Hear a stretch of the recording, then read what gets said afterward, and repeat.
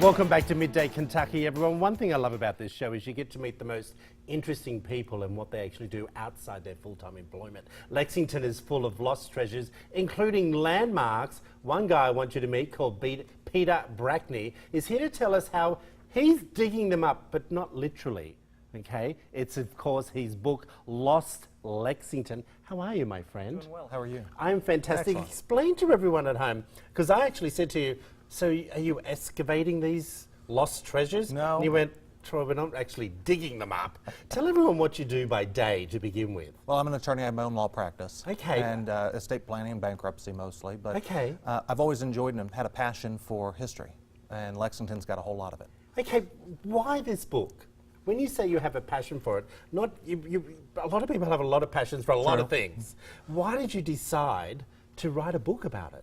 Well, I'd written a blog called The Kentuckian, Yeah. with some backstories and really learned a lot about Lexington's and Kentucky's backstories of history. Yeah. And so just kind of writing these stories kind of melded themselves into creating a book. So it was literally what you do on the weekends or sitting at home at night? Right. Yeah. Okay, I got you. Yeah. Okay, what are some of the buildings that we have lost? Now, you wrote the book in 2014. Right. Correct? Right. So it's had a resurgence. That's what we're loving about it. Yeah. There's so much going on in Lexington So right much. now. Okay, what are some of the buildings that have been lost as such that you talk about in your book? So one of the big landmarks was the Phoenix Hotel, which Okay. was downtown where the Phoenix Park is Yeah. located.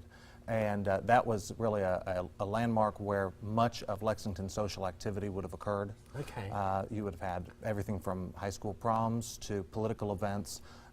This being the election year, the Judge Mulligan was where he said that politics is the damnedest in Kentucky. Okay. So it was just a unique place there on Main Street. Okay. And across the street, of course, we have the Centerpoint block, which was lost over the last decade or so, and a tremendous amount of history with the oldest commercial block of buildings was located there, and now we're seeing skyscrapers built growing there. So is it a good or a bad thing, in your opinion? Well, I hate to see... Because we've got to progress. We do. I hate to see history being lost. Yeah.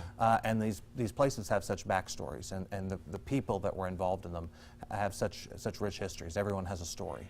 How far do you go back in your book? Are we talking 1800s?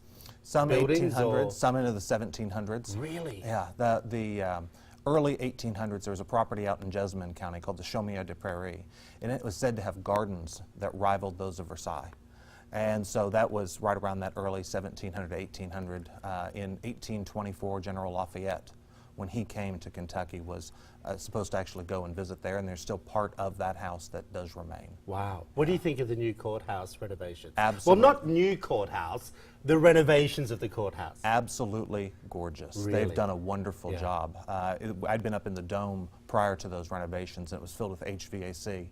A couple weeks ago, I was at a gorgeous wedding there, and it was just amazing to see the transformation. Really? Great reuse. What are some of the buildings? You wrote the book in 2014. Are a couple of more buildings have we lost since then? Yeah, unfortunately. One that comes to mind is the People's Bank. You may have remembered the blue turquoise building on South Broadway, Right. kind of nestled in between a parking garage and an apartment building. Okay. And that building was built in the mid-century modern, and it was a very unique building with its turquoise brick, the zigzag roof line, just a neat building that's been lost. All right, how do people get hold of your book?